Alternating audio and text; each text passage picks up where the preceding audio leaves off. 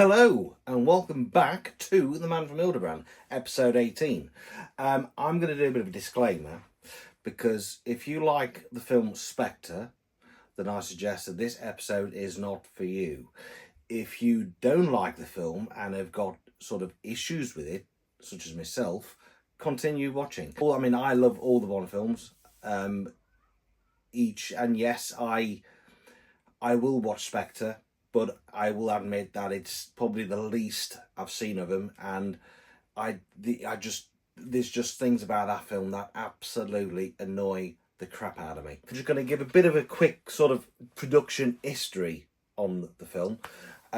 It was developed originally as a two-parter, as a back-to-back, but that kind of soon changed because they realised that Daniel Craig was just not going to do two films back-to-back.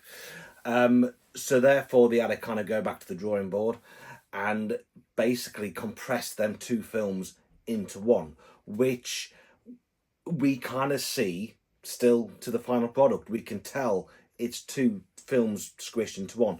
A lot was shoehorned in. There was just so much to tell in 2 hours, and it could have been handled so much better. So obviously, with them kind of going back to the drawing board and rewriting a single film, the early draft of that featured Irma Bunt. It featured a very sort of like card game that featured Peanuts between Bond and Blofeld. Bill Tanner was revealed as a traitor and then commit suicide. And there was a torture scene featuring Q and Bond on some sort of solar furnace. 2014, early 2015, they had the famous Sony hacks, which I think was either Korea or China.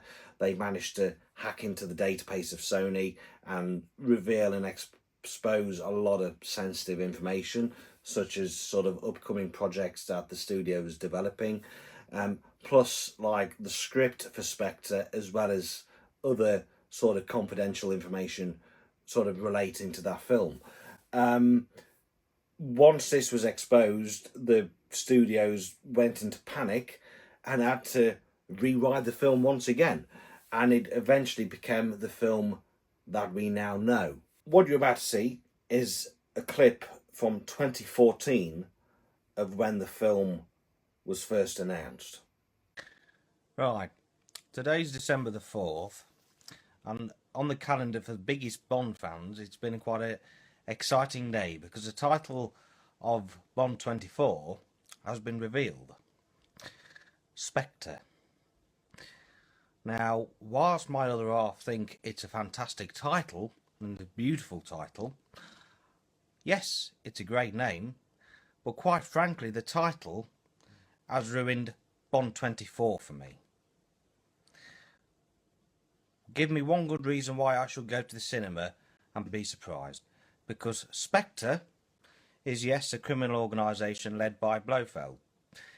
Now, Blofeld and Spectre was the organisation from the Connery era, from the 60s. And yes, all Bond fans, including myself, have been wanting that organisation and Blofeld to come back. And now Craig has rebooted the series, they can do that, and I haven't got a problem with that. Instead of having the title Spectre, which is chucking it in your face, that's ruining it, right? Say, for example, if the film was called Rosico or the Hildebrand Rarity, I would be absolutely thrilled to bits because it's a Fleming title. And say, for example, in the film you would have had Christoph Waltz's character Uberhauser, or whatever his name is, and at the very end scene, or towards the end, he reveals that he's actually Ernest Stavro Blofeld. Surely, just surely, that would have been the biggest twist in cinema history since Darth Vader had announced that he was Luke Skywalker's father. Right? The old cinema would have been, oh my God, Blofeld's back. And then that would have just led perfectly to Bond 25, which could have been called Spectre. But for me, yes, I'm sure the title will grow on me, and I'm sure the film will be fantastic, and as a Bond fan, of course I'll go and see it, because, you know, I'm a fucking Bond fan. But, for me, Spectre is just just ruined it. To me, it could have been introduced a bit more subtle. Now, my thoughts haven't changed. I still the title Spectre is the first issue, for the very reasons that you'd have just heard in that clip. At the time, James Bond Radio wanted to hear people's thoughts and opinions on the title of the new film. They kind of commented on my opinion, and they totally get where I was coming from, but they said that within the world that they live in, now it will be very difficult to keep things under wrap, with media and all this and that. Well, they managed to keep Bond's demise under wrap for No Time to Die. And I still to this day think that the whole film and the old, bringing back Spectre and Blofeld could have been handled so much better. James Page of MI6 HQ and one of the people behind MI6 Confidential, he hit the nail on the head. He kind of said, that they should have really have brought Spectre back for Bond 26, for a new Bond and, for a new era. I totally get that. I've always said from the beginning that the film should have been called The Eye That Never Sleeps. This is still a Fleming title. It's actually a chapter title from Diamonds Are Forever. And I just think that sort of kind of explains and relates to the sub-story of surveillance, 24-hour surveillance, the Nine Eyes Committee. The eye that never sleeps, you are constantly being watched. They say, that there's, no more Fleming titles left. Start going into the chapter titles. Technically, Spectre was a chapter title. I think it was chapter 4 of Thunderball, I think.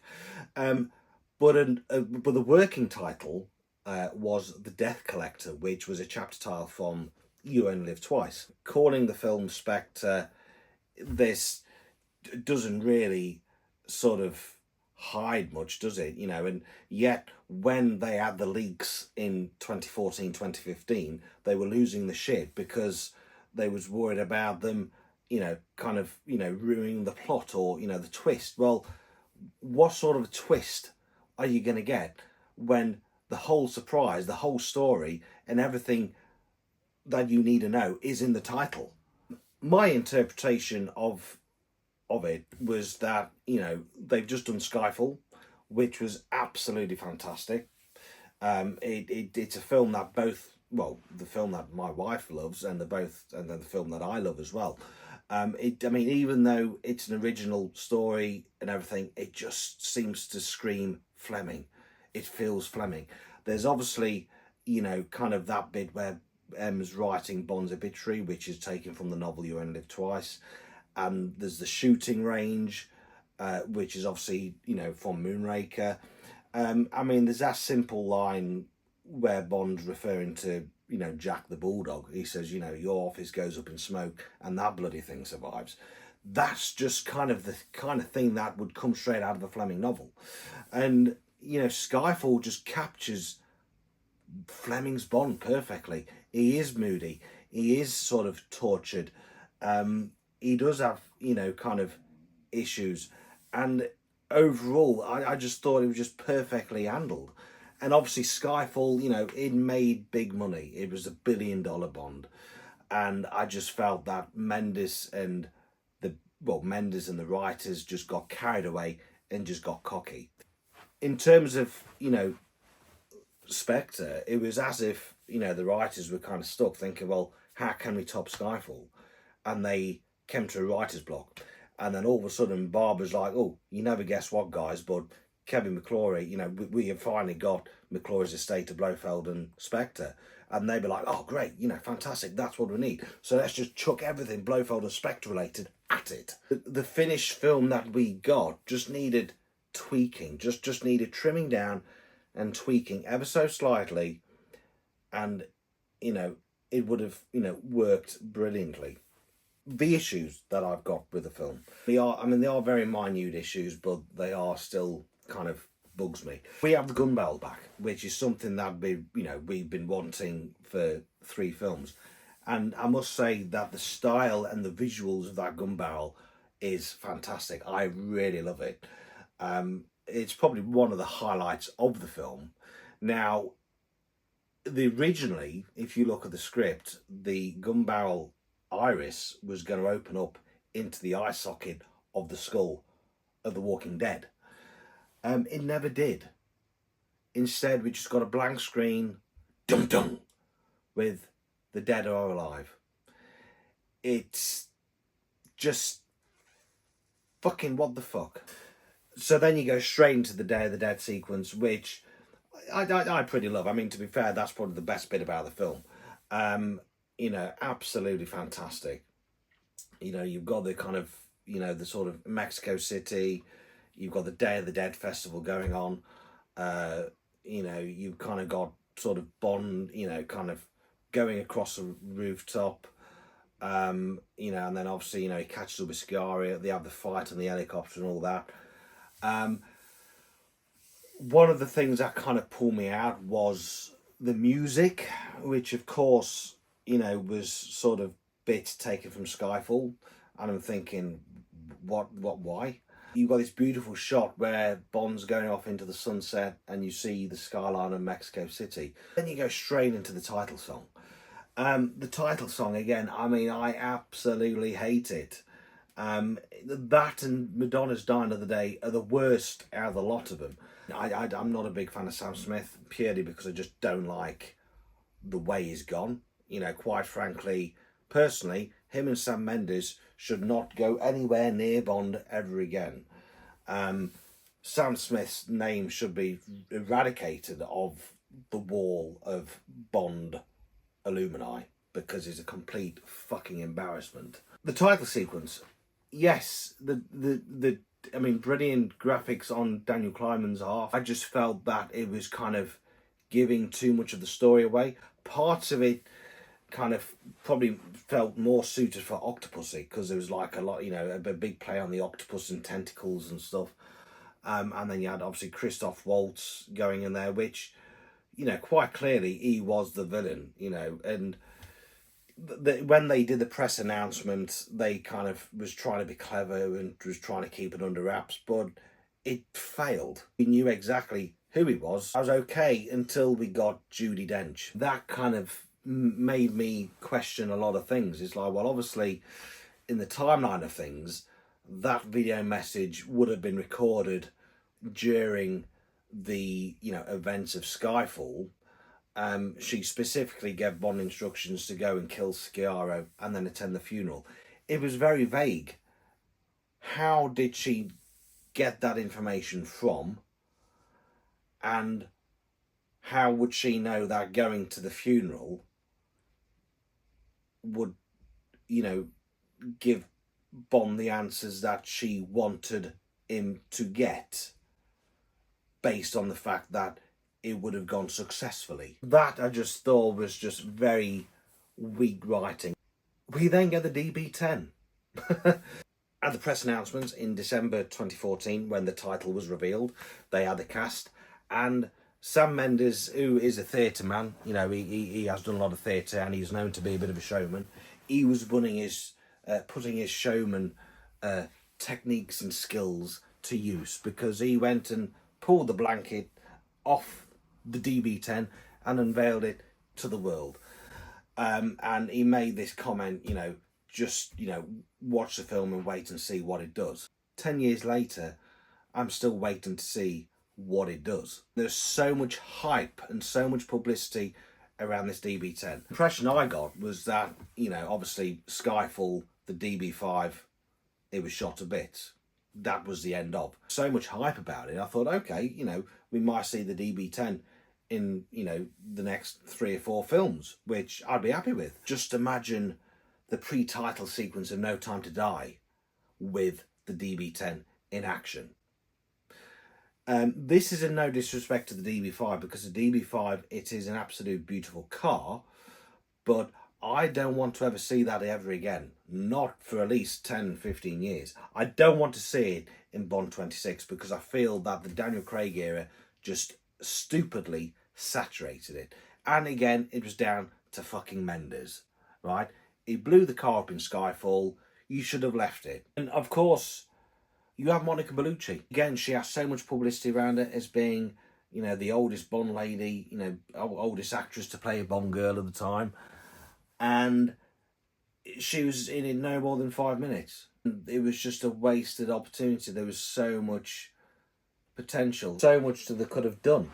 And of course, Monica Bellucci, she was originally lined up for Paris Carver in To One of Her Dies. We then get, you know, Bond attending the funeral of Sciarra.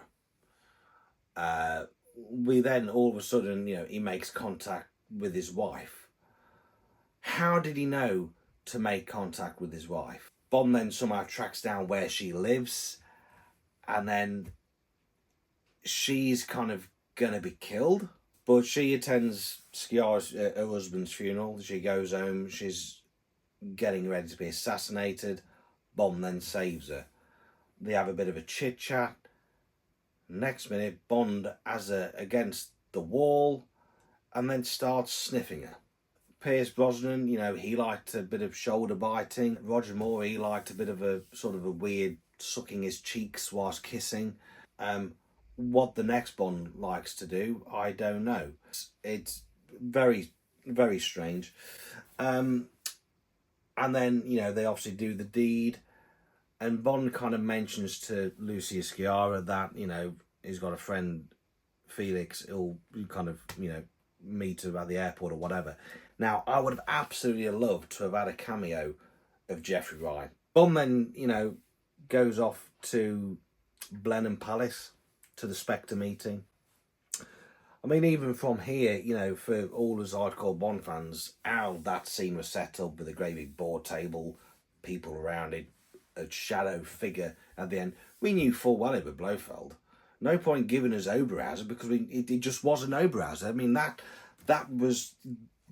ploy just failed from day one. A waste of time, a wasted opportunity calling him Oberhauser. It made no fucking sense. How did Blofeld know Bond was there?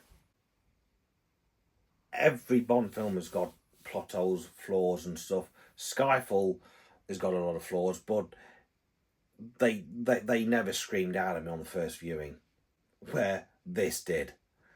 We then have the introduction of Hinks, which I don't have a problem with as such. I just felt that, again, he could have done more with his thumbnails. Jaws had his teeth, Oddjob had his bowler hat, Necros had his headphones, Xenia had her thighs, Hinks, he had his metal thumbnails. You know, we see him come in, he smashes that geezer's head on the table and then jabs him in the eye with the thumbnails.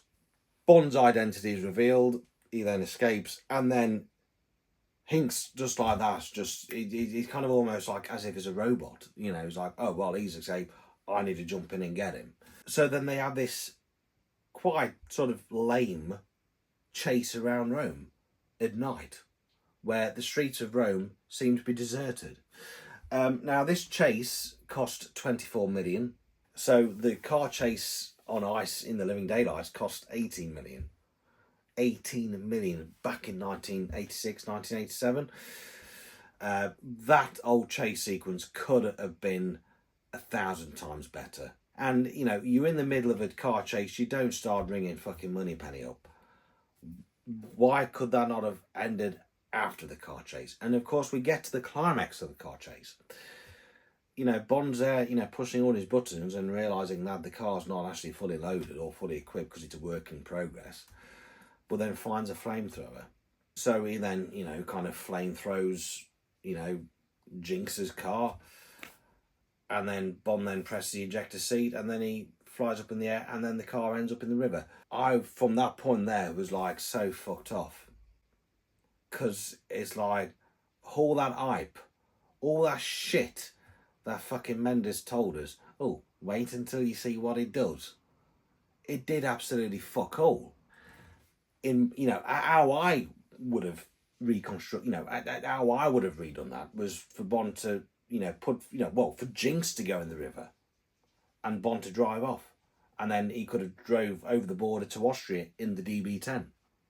Bond then goes off to Austria to meet Mr. White, the Pale King. You know, Mr. White was working for Quantum, now Quantum is absorbed into Spectre, but there isn't much of an explanation. It just happens. We're just supposed to go on, go along with it. And then we go to L'Americana in Tangier. All of a sudden, Bond discovers a secret room, and then that's kind of where, basically everything kind of gets tied up. It's Mr. White and, Vesper's interrogation tape. Hans Zimmer did it in No Time to Die, that when Bond went to Vesper's grave, they had a snippet of, the Vesper's theme written by David Knoll, which, of course, was fine. Nobody lost their shit about that. But you have John Barrow's We Have All the Time in the World in there, they go fucking wild. They absolutely don't like that. But yes, it's okay to have Vesper's theme in there. Music and the music score, it's a story in itself. That scene when Bond picks up the interrogation tape would have probably worked a little bit stronger if you just had Newman incorporating Arnold's, Vesper theme. You then get the train sequence. Now, of course, this is the bit where Madeline tells Bond, about some geezer going, to her house when she was a kid, looking for a dad.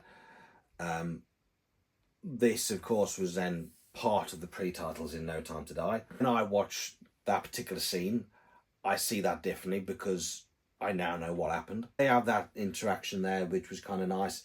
And then they have the dinner.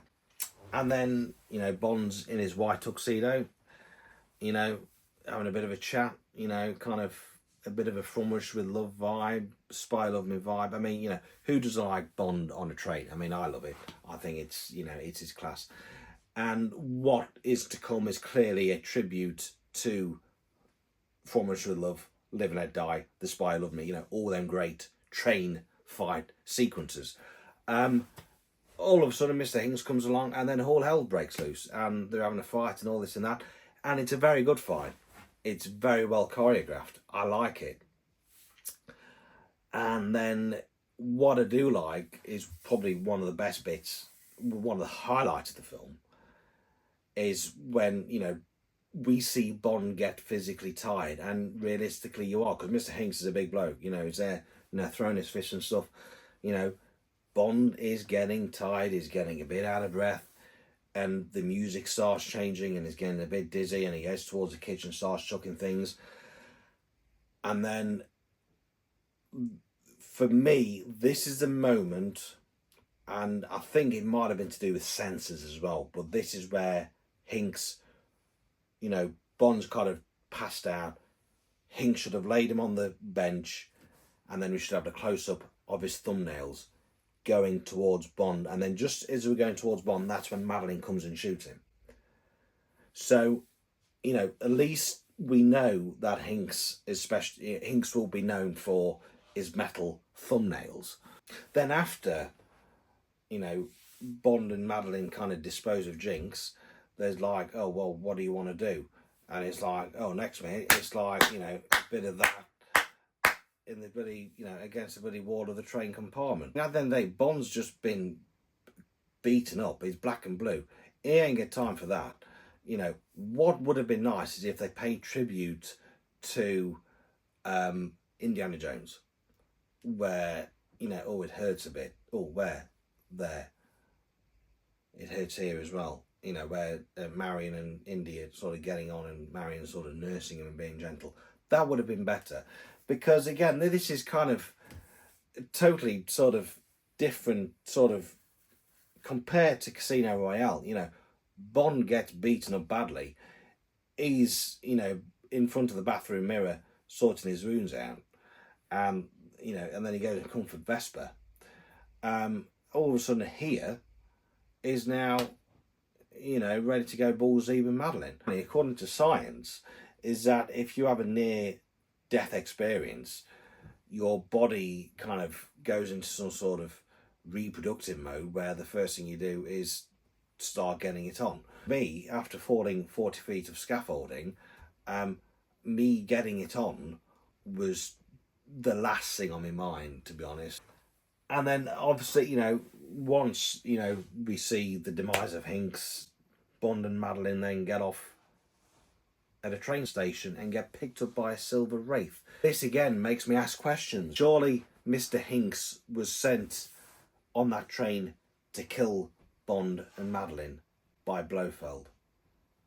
And yet Blofeld welcomes them with open arms as if he was expecting them. That fight, it just made no sense. It was just put in there just for the sake of it. Obviously Blofeld sent Hinks out there to kill Bond, and then when Bond then turns up, Blofeld's not one bit surprised. He's kind of expecting him. He's even got the fucking bedrooms ready for them. There's a bit where Blofeld kind of comes out of the shadows, and Bond and Madeline are looking at this meteorite, and it's that meteorite that's formed this crater where Blofeld's basing, which I think it is quite a bit of a clever nod to You Only Live Twice. Having the film called fucking Spectre, and having the meeting room at a board table, and having this lair inside of a crater, you know that he ain't fucking Oberhauser. Who the fuck are you kidding? According to a podcast which Sam Mendes appeared on for the Empire Film magazine, he explained what this meteorite was, and he was saying that the metal that was extracted from this meteorite is what the Spectre ring is made from. And the Spectre ring kind of works basically from the DNA. Why the fuck did you not explain that in the film? And then you get, the torture sequence, which the dialogue was taken straight out of Colonel Sun. This is kind of where it becomes absolutely more ludicrous than the film already is. I don't think it's quite as painful or done as well as what the Casino Royale torture scene was. I thought that was done brilliantly. This one just doesn't have that effect. And the thing with Casino Royale is Bond had his balls battered and he was recuperating, With this, gives his watch to Madeline, who then throws it to the control unit, what Blofeld's standing at. It then blows up. And then before you know, Bond's going around just shooting the place up. It's like, hang on, ain't his vision supposed to be affected? Ain't his balance supposed to be affected? And from then on, it seemed video game-esque. This, to me, is where it should have changed. Control panel being blown up. Madeline trying to, unfasten Bond and dragging Bond with her, but he can't do it because he's feeling balanced and he's got to sit down. And, he should have urged Madeline to go. Don't worry about me, Madeline. Go. Oh, well, I can't leave it. No, just go. Go and save yourself. Go. And then we see 10 minutes of Madeline just shooting away out and all this and that. And then she'll then, escape out the front door. As she escapes out the front door, there's a massive explosion and there's a quad bike that just goes through it, and it's Bond. So Bond, in that time, has managed to get himself together, get his balance together, and then, come to the rescue. Or majority of the Bond films, you have that bit where there's a suspense and thinking, is he going to survive? Is he going to survive? This could have been one of them. You think, fucking hell, is this it? He just comes along and survives, and man's like, oh, James, and all this and that. And she'll be like, oh, let's take the helicopter. And he's like, well, hang on. It's probably better if we take the car, because obviously it's vision. So they'll just drive off in the Silver Wraith. And as they drive off in the sunset, Blofeld then appears with a scar down his eye. That is how it should have been. That's how it should have been. And the film should have ended there and then. But it doesn't. This whole London scene just seemed very cliche of, Madeline being strapped to a chair and the place is going to blow and, Bond running to the rescue. That wasn't original. That was just very cliche. Very weak, very poor. The climax with C and M, that could have been done at the same time as Bond being in the lair. And especially when they go, and escape the MI6 building. They're there in the speedboat going down, and Bond starts shooting Blofeld's helicopter with a fucking Walther PPK. What the actual fuck? I thought those fucking days had gone. And this is why I hate the film so much, because it stands out like a sore thumb. Because the tone of it is just not appropriate for the Craig era. Now, if you replaced Daniel Craig for Roger Moore in Spectre, it would probably work better, because it's just that's just how the Roger Moore films were back then. They were just easy flowing. And then at the very end, by magic, the DB5 appears. And then they drive off in the sunset. And then that obviously then kind of leads to the pre-titles of No Time to Die. It was just all rushed and shoehorned together. And this is why I have so much respect for No Time to Die. Now, if you said to me that Mendes had directed Spectre, I wouldn't have believed you, because that is a completely, totally different film to Skyfall. Skyfall was more character-driven, more emotional. Spectre, there was none of that. I mean, I went to see Spectre 4 times at the cinema. Each time I went out, I was getting more and more disheartened. And I thought, there's something seriously wrong with that film. And it took me a while to figure out what the actual issue was. What I realised was that, you know, the first 3 Daniel Craig films were different to what we got before. This was, you know, Daniel Craig's portrayal of Bond was more of the literature Bond. It, you know, was a Bond that we could see was tortured, we could see was vulnerable, we could see, you know, that he got beaten up just as much as he beat the other guys up. It was realistic. Skyfall should never have been connected to Spectre. I think we now live in a world where things are a bit serious, and, you know, Daniel Craig's obviously gave us a wonderful sort of interpretation of Fleming's character. You know, and he's done it fantastically through 3 films where he's kind of focused on a side of Bond which we've never seen before. You know, we've now seen the psychological side of Bond. We've seen the moodiness of Bond. We've seen the true Bond of the Fleming's novels. You can argue that Timothy Dalton did it as well, but I think Daniel Craig just added that a little bit more depth to it. And then obviously, you know, Spectre comes along, and it was just totally different tone, and it just didn't sit right. And then you then had No Time to Die, which kind of went back to the same tone of the first 3 films. There was a lot more of emotional, character-driven story in there, which I wanted, and I think Daniel Craig, you know, did that. You know, Roger Moore was kind of suited for his sort of tongue-in-cheek humour. Brosnan was kind of known for his sort of hybrid of both Moore and Connery, and I think Craig was known for the kind of emotional and character development of the character, which we'd never kind of seen. So yeah, but that, I think, is my rant of today of why I don't like Spectre. I have been mentioning it for a few times, and I must do an episode and explain why. That is the reason why. I hope I haven't bored you too much, eh? Thank you for watching, and thank you for the new subscribers. I've had 2 new subscribers. I hope this isn't going to put you off. But yes, anyway, don't forget to like and share, and please leave your comments in the box below regarding your thoughts on Spectre. I will be back, and I'm going to try and do these more regularly now. So what crap I'm going to be talking about next week, I don't know. But I'll see you then. Bye-bye.